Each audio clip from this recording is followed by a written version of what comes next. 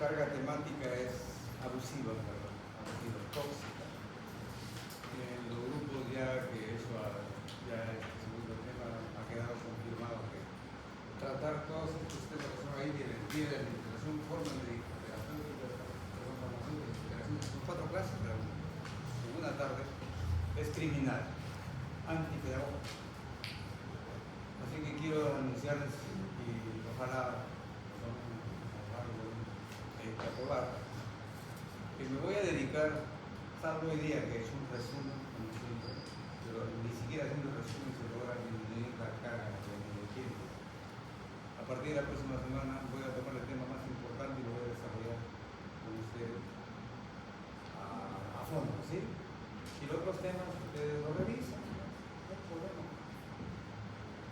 Les garantizo que las preguntas van a venir literalmente de los temas que se los voy alcanzando cada semana. Y uno que otro también porque es necesario, que no se resuman.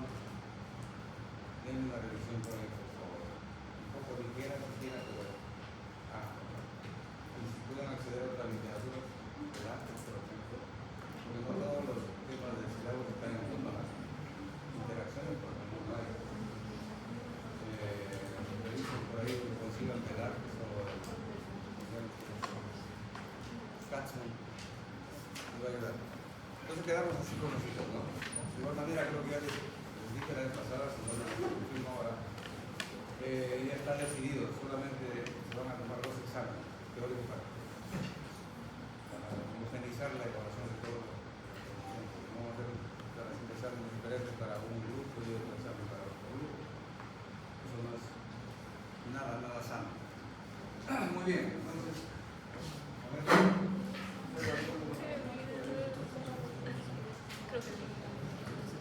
las vías de administración se refiere a los lugares anatómicos en los cuales depositamos el fármaco para que pueda tener una acción tanto local en el sitio donde lo administramos, o sistémica. El término sistémico significa general, orgánico total. Entonces, cuando se dice sistémico, estamos refiriendo a efectos en cualquier zona del cuerpo de más distancia más cercana. Y la otra acción es generalmente local, donde lo digamos como un muerto, que queremos que actúe en una determinada zona que está inflamada, para obtener una medida inflamatoria. Bien, pues entonces son diversas las leyes de administración, ya lo imaginarán ustedes, pero como una especie de introducción, hagamos referencia a los mecanismos por los cuales los fármacos ingresan a nuestro organismo, y particularmente en el interior celular.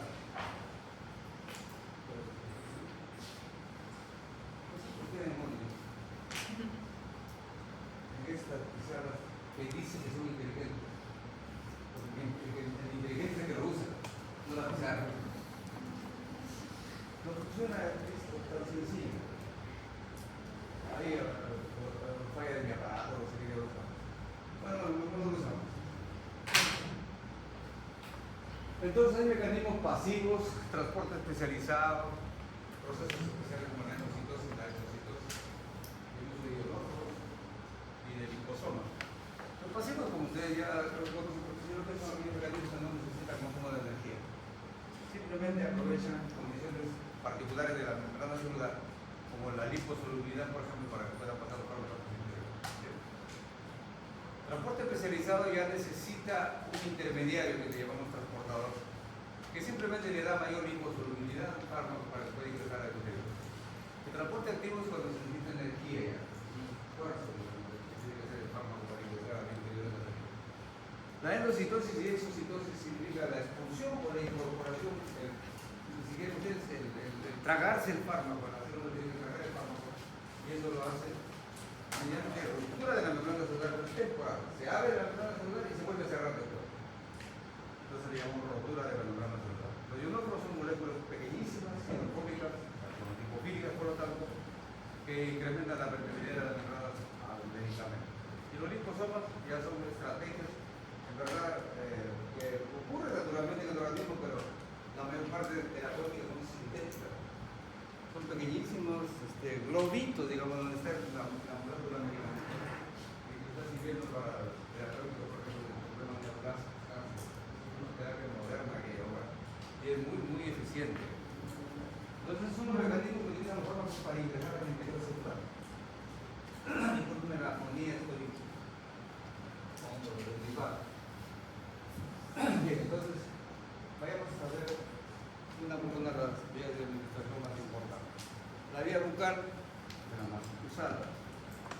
características, desde una componente económica, una apuesta, digamos. Las desventajas sí son muy particulares, por ejemplo, por el sabor. Hay fármacos que son muy horribles de pasar y hace difícil usar la vía bucal, perdón. La destrucción enzimática, digestiva y el pH, esto es algo que quiero explicar un poco más.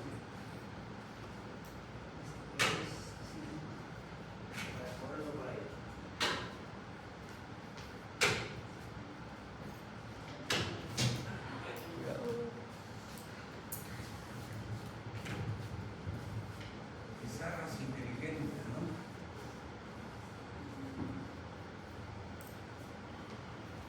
Eso probablemente no se pueda borrar. A ver, vamos a intentarlo.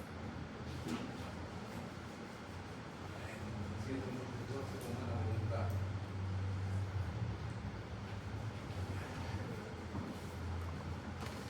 Bien. Ahí dice destrucción enzimática digestiva y pH. Escúchenme esto, por favor, es algo serio. Todos, o por lo menos la mayor parte de los fármacos, cuando llegan al estómago, no pueden evitar la acción de la secreción gástrica. Y la secreción gástrica tiene dos componentes potentísimos digestivos: el ácido clorhídrico y las pepsinas. ¿Creen que hay alguna sustancia orgánica que puede tolerar y mantener su estructura cuando se combina con el ácido, la más potente que existe en el ácido clorhídrico? Y eso a veces se aprovecha terapéuticamente, pero la mayor parte de casos es un efecto condición negativa. Entonces, por ejemplo, me quiero referir a casos que son frecuentes, comunes en la vida médica, cotidiana del médico. La mayor parte de personas piensa que la gente de tercera edad, los ancianos, están sufriendo de un deterioro natural. Todos los viejos nos deterioramos, perdemos competencias, perdemos capacidades, habilidades. Y es por el envejecimiento, no es por enfermedad. Pero la perversión de la medicina actual está queriendo dar la imagen, la idea de que el viejo está así porque a lo mejor algo le falló patológicamente y necesita soporte medicamentoso. Esa es una barbaridad, es un crimen. Porque se están usando sustancias que más bien son dañinas, más que beneficios para el anciano. Y se le quiere dar beneficios artificiales, pues. Cuando el viejo tiene que entender que por ser viejo ya está deteriorado y tiene que aceptar su condición. Tiene que aceptar su condición. Si esa condición le es incómoda, le produce inconvenientes, tal vez se puede hacer algo para favorecer la pobreza. Bueno, pero es común, ustedes probablemente lo han palpado con sus abuelos o padres que tienen padres ancianos, de que la mayor parte de las personas de tercera edad tienen lo que se llama pereza digestiva. Ya no digieren bien la comida. Así como que también no duermen como quisiéramos que duerman. El anciano tiene por su propia naturaleza lo que llama sueño fraccionado. Nunca duerme más de 3 o 4 horas continuas. Entonces, por ejemplo, a las 9 están cabeceando, se van a dormir, a las 2 de la mañana, 3 de la mañana, están despiertos, por ahí haciendo bulla, interrumpiendo a la gente, molestando a los hijos, los nietos, a todo el mundo. Ah, el viejo está mal, hay que llevarlo al médico para que le den algo para dormir.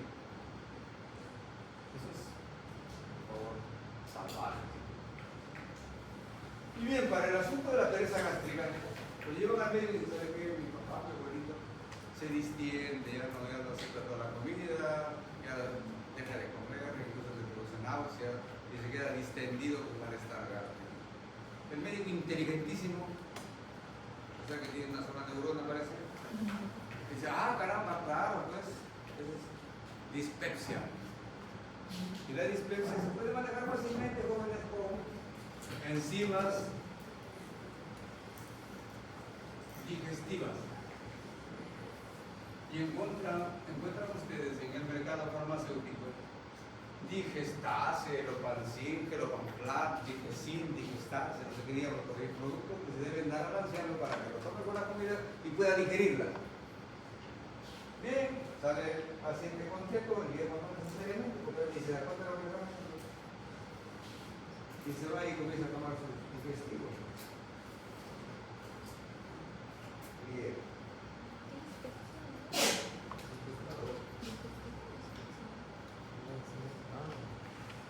Primaticemos el tubo digestivo superior y botamos el estómago del duodeno.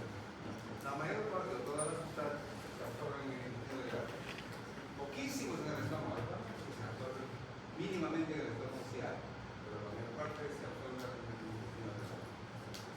Y el viejito ya comió, pues, como medio bien o por ahí.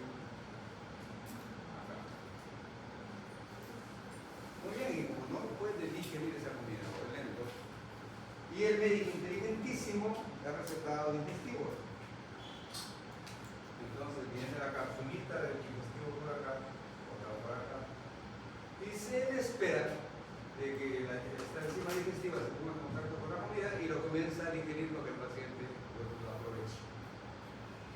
Pero lo primero que va a ocurrir, jóvenes, ¿qué va a ocurrir ahí primeramente? ¿Con qué se va a poner en contacto el medicamento digestivo? Con la secreción gástrica. Está en toda la mucosa gástrica. Entonces el ácido clorhídrico, la pepsina, comienza a actuar sobre la capsulita, la tableta o el jarabe digestivo. ¿Y qué son las enzimas? ¿Qué naturaleza química tienen? ¿Qué son? Grasas, carbohidratos, proteínas. Proteínas. ¿Y qué le ocurre a las proteínas cuando entran en contacto con el ácido y con las pepsinas? Se destruye de inmediato. Y como toda proteína, se comienza a degradar polipéptidos, dipéptidos, termina en proteína. ¿En qué termina? Aminoácidos. Y el aminoácido que resulta por ahí va a digerir la comida. Como se dan cuenta lo bruto que puede resultar ser un médico, lo bruto, lo tonto, lo irresponsable, lo camello. Es increíble y eso es lo más común que ocurre en la terapéutica médica habitual. ¿Saben por qué? Porque se olvidaron de farmacología. O por ahí pues, les hicieron un curso como para estudiarse de enfermería, peor de obstetricia, peor.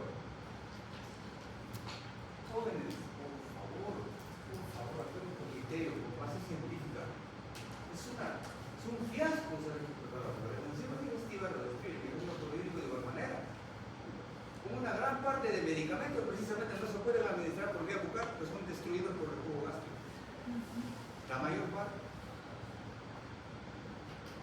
Y para colmo vienen unas trampas miserables de la industria farmacéutica para tomar el he pasado a no sé qué delegado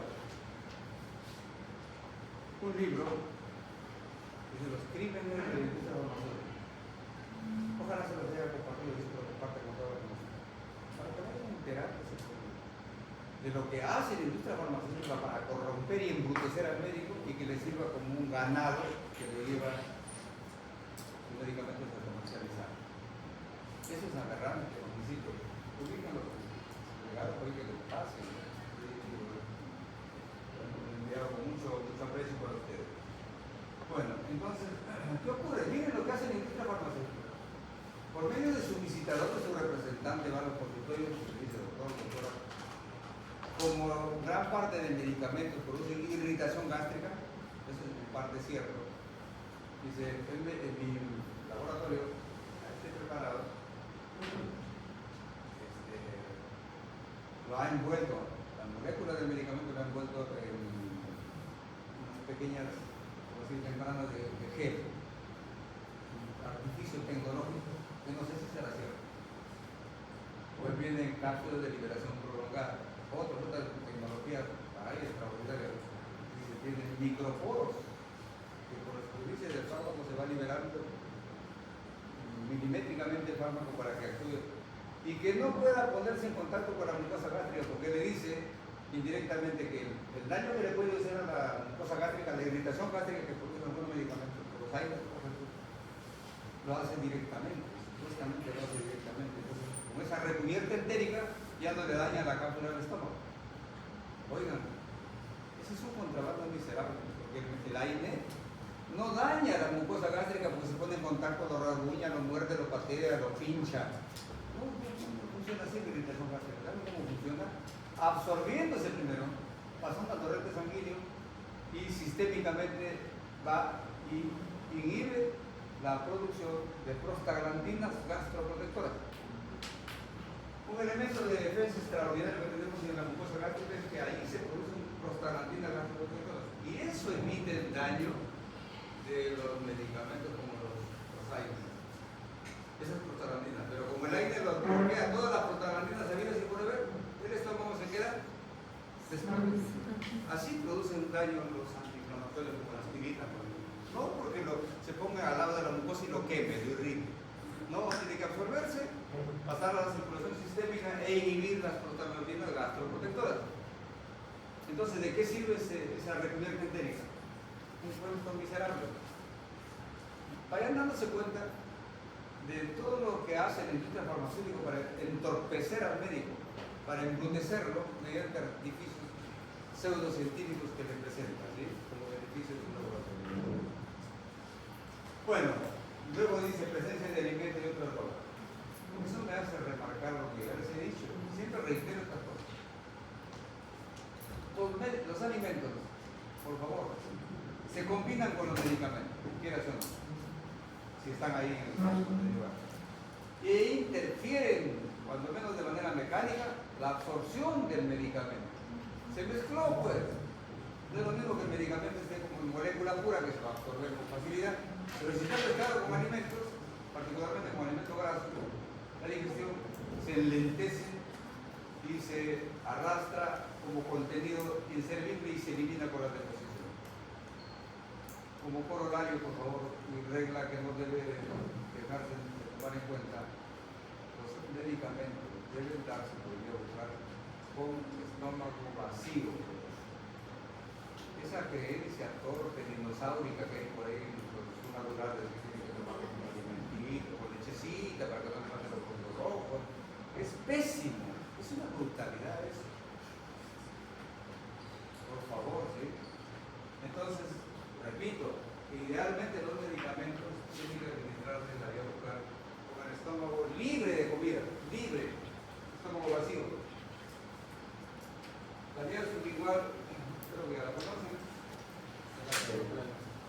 hace uso de esta parte de la mucosa bajo la lengua, la parte anterior, donde si ustedes llegan a pegar su casa, miren en el espejo y verán que son venas gruesas, numerosas que están ahí. Absorben notablemente los medicamentos y con rapidez tremenda, por eso como dice ahí, acción en menos de 2 minutos. Evita la circulación enterhepática. ¿Qué significa la circulación enterhepática? No pasa por el hígado. ¿Cómo? No pasa por el hígado, no se metaboliza. Aquí está el hígado. El hígado es un órgano grandote. Acá. Entonces, pasa el medicamento por acá. Y el intestino delgado se absorbe y pasa al torrente sanguíneo. Inmediatamente ese torrente sanguíneo conduce al medicamento por la circulación enterhepática de aorta, por ahí, y lo llevan al hígado. No puede evitar el medicamento ingresar al hígado, porque la circulación sanguínea lo empuja al hígado. ¿Y en el hígado qué ocurre? Y otra información, pues, metabolismo. Muy bien. Entonces el medicamento da una vuelta por ahí. Empezó por la boca, empezó acá, aquí da una vuelta y de ahí otra vez regresa al intestino. De esta parte que ya está metabolizada, nuevamente la mayor concentración ingresa a la sistema y va a producir el efecto farmacológico que esperamos. No es de inmediato, primero viene de la vuelta por el hígado. Y muchos en el hígado se inactivan, se metabolizan, se catabolizan, podríamos decir. Entonces, por eso que en gran parte de casos los medicamentos no pueden aplicarse por vía oral por la circulación enterhepática. Por eso se usa la vía parenteral, sublingual, inhalatoria, para que no pasen por esta circulación, que es obligatoria, no se puede evitar. Eso le evita la vía sublingual. Desventajas del sabor, obviamente que sí, pues, Hay fármacos terriblemente, digamos, con un sabor muy agresivo. Por ejemplo, si ustedes disuelven una tableta de aspirina en la boca, lo van a vomitar de inmediato. Es horrible el sabor y la irritación que se produce. Y esperen que se los transforme en un cuerpo. Limitar los fármacos. Especialmente volumen, no se puede aplicar grande volumen, pequeño volumen, más grande volumen, no puede. La vía rectal, la vía contrapuesta, sirve para acción local, como dice ahí, para, por ejemplo, pacientes que tienen hemorroides, diversas regiones hemorroides están dilatadísimas y con rapidez pueden sangrar, pueden inflamar las personas primero. Se usan anestésicos locales u otros fármacos, vasoconstrictores, por ejemplo, para darle memoria al paciente, vía trópica, vía rectal. Para evacuación, los famosos enemas, que se usan relaxantes. Y a propósito de eso, jovencitos, traten de olvidarse si por ahí se les ocurre hacer caso a que es necesario hacerse limpieza del colon, dicen que les los naturistas recomiendan que esto es una maravilla, que no se hace limpieza del colon para inflamar, para irritar, ¿cierto? Es una de las brutalidades históricas más notables que hay. A ver, por concepto, cuestión conceptual, vamos jóvenes, ¿qué cosa es lo que merece higienizarse? ¿Qué condición tiene una cosa, un objeto, para que lo higienicemos? Esto es contaminado.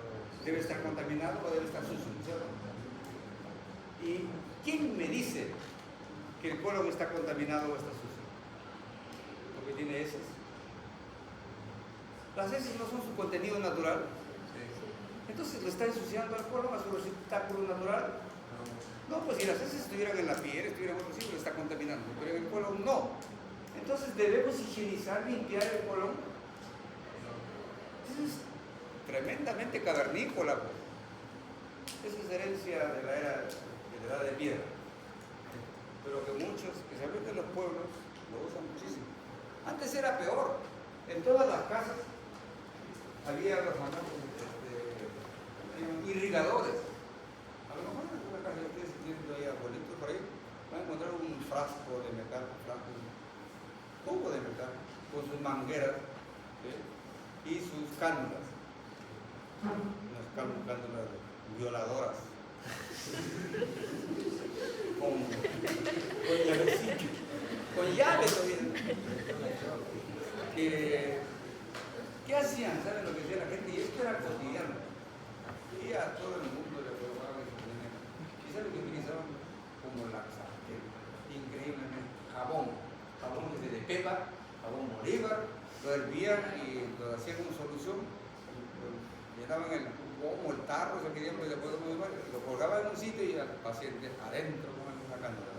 Abrían la llave y comenzaba a pasar como 2 litros por ahí. El pobre se quedaba panzón y corría al baño, pues entonces un derrame de los 1000 diablos. Oigan, eso se hacía en este país, en este mundo occidental y cristiano. La higiene es un concepto prostituido por el mundo, donde se sigue haciendo las higienes cavernícolas. Es la higiene que a las mamitas, a las señoritas, les tiene que dar la cabeza desde un niño, ahí sí hacerse cotidianamente la famosa higiene genital. Hijita, por favor, tiene que mantener limpiecitas. No te sientes en los sanitarios donde va tanta gente a orinar, te vas a enfermar. No te bañes en la piscina porque qué cochinos irán ahí y te van a ingresar microbios. Si tienes flujos, no, ya estás inflamada, ya estás infectada y posiblemente ya tienes pareja, ya te infectaron. Ese es un insulto a la inteligencia. Más bien, por si acaso, usted es mujer, está protegida notablemente en esa área por lo que llamamos el ecosistema vulvovaginal, que consiste en una flora vulvovaginal extraordinariamente defensiva y el pH, que especialmente porque son jóvenes lo tienen tremendamente habilísimo y funcional, pH ácido. El pH ácido y la flora que tienen ahí les defiende de cualquier germen que quiera ingresar. Obviamente tiene que haber ahí ese mecanismo de defensa importantísimo. ¿Por qué? Porque están justo a 2 centímetros del ano, donde salen microbios brutalmente infecciosos. Ahí está el Escherichia coli, que es la que produce la mayor parte de infecciones vegetales. Si no hubiera ese mecanismo de defensa del ecosistema muy bajo, ustedes pararían con infecciones urinarias todos los días. ¿Y por qué no lo están? Por esa condición. Y cuando hacen esa higiene, de estarse lavando, de estarse aplicando, ahora la propaganda televisiva, ¿qué no les ofrece? ¿No? Champús ácidos, jabones íntimos, huelen a lavanda, como si alguien les parara olfateando la bueno, champitas, por favor. Van a emocionar tanto a sus compañeros de clase que van a estar. ¿Qué me siento? Jovencitos ya yendo a los centros. Es una barbaridad, es una salvajada. Entonces, esos líquidos, esas sustancias, los jabones ácidos, de esa denominación es una estupidez. ¿Puede haber un jabón ácido? Por definición, ¿qué significa jabón? Esta sustancia que tiene hidróxido de potasio, que es alcalino. Los jabones por naturaleza son alcalinos, no puede haber, no existe un jabón ácido. Pero esto es miserable de la industria farmacéutica y cosmética. Ofrece jabones ácidos, Lactacid, por ejemplo. Lavarse con Lactacid de vez en cuando, para que esté fresquita, deodorizada. Miren, después esto es real. Llega tanto el nivel de perversión que algunas mujeres se paran haciendo higiene, pero obsesivamente. Y si tienen hijas mujeres desde niñas, comienzan a aplicarle las toallitas higiénicas con alcoholcito, con desodorante, con no sé qué cosa. Desde ahí comienzan a aplicar. Yo tuve una paciente de 72 años, que venía de Pucallá. Llegó con su esposo, viejito, digo, más o menos igual edad. ¿Qué pasó? ¿Por qué razón viene? Me dijo, doctor, quiero ver si usted me puede ayudar, me han recomendado. Y estoy en verdad desesperado. Me he ido, me dijo, a los mejores ginecólogos de acá de Chile. Me enviaron a Trujillo. Nada. Me fui a Lima. Nada. Nunca dejo de tener este problema. Así que ando desesperado. ¿Cuál es su problema? Tengo un mal dolor, pero es horripilante. Mire, me dice, le juro que esto es cierto. Cuando me siento, no sé, yo no conocía hace tiempo, ni tampoco estuve de esa generación que usaban las combis, y para tomar la combi se tenía que sentar en una banca, dice que viene en Pucallá. Y me dice, la gente que se llegaba y se sentaba a mi lado, inmediatamente decía esto, y se retiraban. Imagínense, me dice, se retiraban de mi lado porque les apestaba yo. Y digo, ¿tiene su problema hasta la fecha? Sí. Entonces le pregunta al viejito, oiga, digo, ¿qué es observación? Sí. ¿Usted la conoce íntimamente? Sí. ¿Alguna vez ha olido a su esposa que le apesta sus genitales de viejito? No. Mire, señora, digo, le voy a examinar, pasa la camilla, señor ginecológica, yo le voy a olfatear su genital. Y créanme a mí, y en verdad, en verdad, el médico, en verdad, tiene que llegar a palpar cochinadas, a oler cochinadas, a veces hasta probar. Eso es el examen físico, digamos, exigente que tenemos que hacer. Y en verdad, coloqué a la viejita, le olí sus genitales y olía pues tal como debe oler, un olor especial, no es tampoco muy agradable, pero no es pestilente, no es, digamos, algo que indique que está teniendo una relación. Pero señora, usted huele como debe oler. Mire, entonces, ¿qué estaba pasando? Tenía una perversión psicológica que le habían inculcado fundamentalmente los médicos idiotas, que cada vez que lo veían le decían, ah, sí, tienes eso, aplícate este lóbulo, aplícate esta loción, este lavado. Ninguno le había dicho que a lo mejor es normal. Todos le daban tratamientos, irresponsabilidad y torpeza médica. Miren, entonces, ¿cómo puede una persona llegar a psicosearse, como dice un término común que llaman a psicosear, con algo que no es real, solamente es mental? Así que, jóvenes, otra cosa. No se me tome este libro, pero es más importante que farmacología. ¿Cuántas veces tiene que bañarse? ¿Qué ha leído? ¿Qué sabe? ¿Cuántas veces?